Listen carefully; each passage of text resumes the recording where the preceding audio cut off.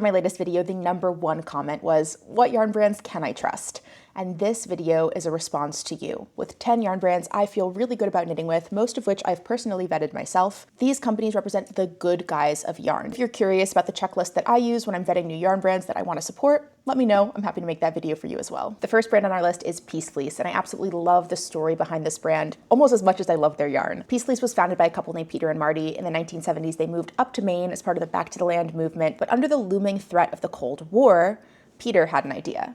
He traveled to Moscow and he thought, if I can just get some Russian fleece, some wool from Russia, I could bring it back to the US and spin it together with American wool to create a symbolic entity, a skein of yarn that represents the ability of our two countries to have peace. Peter was able to secure 1 bale of Russian wool, and that wool was the first bale to enter the United States legally. Peter sourced American wool from Maine and Montana and spun the Russian bale of wool together with American wool to create the first skein of Peace Fleece. In 2008, Peter and Marty's son Silas had the ability to travel to the Navajo Nation and work with them on a professional project. And when he got back home, he said, listen, the nations we've been working with so far, we're actually in a pretty good place with those nations. But the nation that we need to heal with the most right now is the indigenous nations of the United States. And so Peace Fleece shifted to sourcing Navajo wool to blend in with their yarn. Today, Peace Fleece continues to support the Navajo Nation, spinning together ethically sourced wool from across the United States with wool sourced from the Navajo Nation. I knit this sweater out of Peace Fleece and it has held up exceptionally well. Their colors are absolutely beautiful, but I can vouch for at least one sweater's worth of a fantastic knitting experience from Peace Fleece. I feel really good about supporting this brand and I would love to knit with their yarn again. The next item on our list is Green Mountain Spinnery,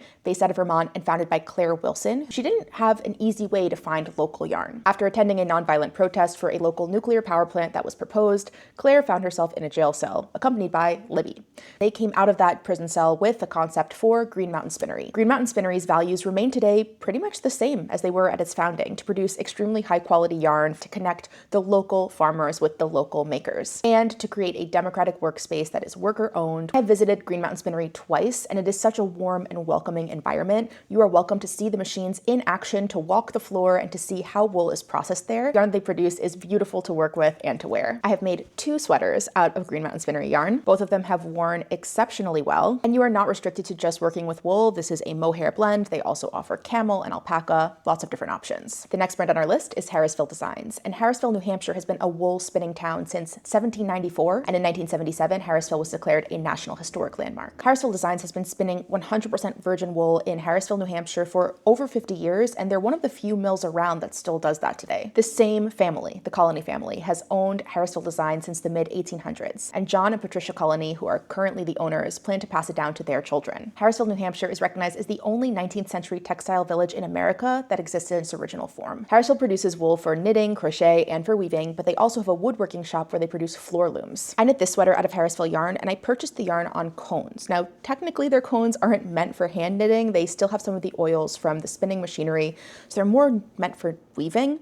But I didn't have any issue knitting with this yarn. It came out super soft. I blocked it. I didn't see a lot of oils coming off the yarn, and buying it in cones was a much more economical way to buy it. So I'd recommend looking into Harrisville's cones if you're interested. I'm also really interested in Harrisville's Daylights and Nightshades line. The Daylights are an entirely white base and the Nightshades are an entirely black base, but with an accent color spun in. So I used the Daylights and the Nightshades in green for this, and upon first glance, it definitely just looks like a black and white cowl. But when you zoom in, you can start to see the little specks of green. I think it's pretty fun. The next stand on our list is Retrosaria Rosa Pomar. Based out of Portugal, Rosa Pomar is focused on preserving heritage Portuguese sheep breeds. Each of their bases is made of different blends of Portuguese and in some cases Spanish heritage sheep breeds, and you can find the information on the label about where that yarn came from. They also feature very adorable illustrations on each of the ball bands. I'm knitting my current whip out of their Brusca base. I found the stitch definition to be excellent, and it's got a really nice soft feel even while being rustic. Like, maybe a non-knitter wouldn't call this soft, but I think it's quite soft for being a more rustic yarn. Mulesing is fully illegal in Portugal, so you can rest assured that all Rosa Pomar yarn is entirely mulesing free. The next brand on our list is Wool Dreamers, based out of Spain. The Capo family got their start working with wool over 100 years ago, purchasing wool from local farmers, washing it in the river by hand, and then spinning it and weaving it into blankets for horses and other agricultural purposes. As their business grew, they acquired equipment to be able to produce wool fibers for rug manufacturing throughout Europe. But as manufacturing practices changed and synthetic fibers became more and more prominent, wool farmers throughout Spain no longer saw a purpose in farming wool. Mills began to close, and farmers started to shift their practices from wool to meat and dairy. Ramon Cabo, the third generation of Cabos to work with wool dreamers, saw a dire need to preserve heritage sheep breeds throughout Spain, lest they be lost forever.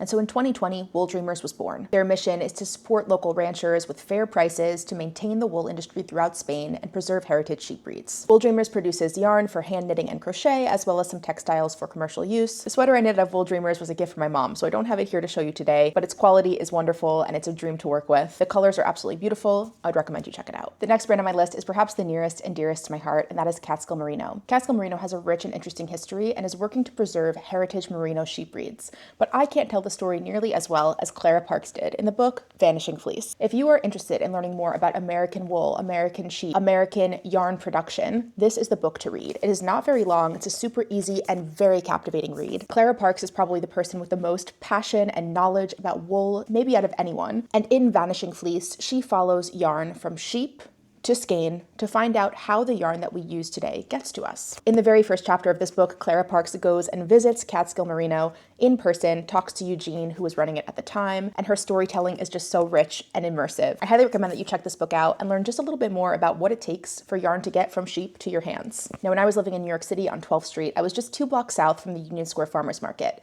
and every single Saturday, Catskill Merino would open their booth there. There's perhaps nothing more local than walking 2 blocks to meet your local sheep farmer and purchase yarn directly from them. Catskill Merino's yarn is buttery soft, and Dominique dyes the most beautiful colorways. And Dominique, if you're watching this, I know you've been asking me for pictures of the finished hat, and the answer as to why I haven't given them to you is because I haven't finished it yet. I'm sorry. It's in the works. Hopefully I'll finish it for this season. The next brand on our list is Jill Draper. All of the yarn is produced and manufactured within the United States. Jill designs each skein intentionally to try and highlight the unique properties of the wool that makes that yarn. One thing I love about Jill Draper's yarns is the colors are so rich, but the yarn is so squishy and soft. Like, it's very clear that it was carefully designed to be beautiful to knit with and to wear. The next 2 brands on my list are not brands that I have personally worked with yet, but they are brands I would love to work with, and I'll tell you a little bit about them. Barrett Wool Company is one of the newer brands on my radar, and it was founded by Susan B. Anderson. Now, Susan B. Anderson is the absolute queen of stuffed animal projects, and I use her vanilla sock recipe as my basic sock recipe, like the one that I recommend for anyone wanting to get into socks. She is a talented, knowledgeable, passionate knitter, and so I could only expect from her the very best quality if she was creating her own wool company. Barrett Wool Company is family run. Susan B. Anderson and her son Evan are working on it together. They're based out of Madison, Wisconsin, and all of their yarn is domestically sourced and processed. They work with 100% wool, and they provide kits for beautiful finished projects. She also has a YouTube channel. I'll make sure to link to that below. I'm a big fan. Can't wait to knit with her wool. The next brand on my list is Junction Fiber Mill, and I have not yet had the pleasure of working with this brand,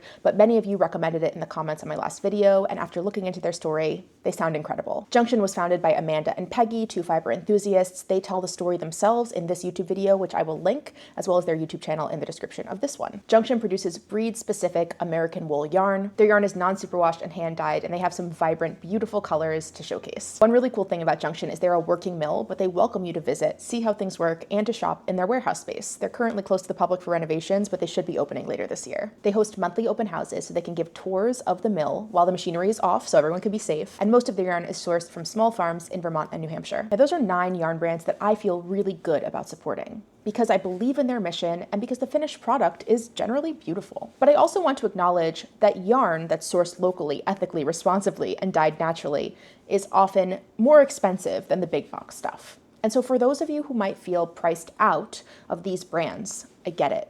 There's nothing wrong with knitting with acrylic from a bigger name, from a big box store, if it is what allows you to craft. One brand that I'll shout out that is a bigger brand and definitely a more economical brand is Cascade. Cascade Ecological is 100% mulesing free and very affordable. I think it knits up really well. It's super soft. And so if you're just trying to dip your toe into a more sustainable or a more ethical yarn brand, I'd recommend checking out Cascade. I feel like they're a really easy way to start. Now, all of these yarn brands come with a grain of salt. Most of them are based in the Northeast, and that's not a coincidence because I am based in the Northeast.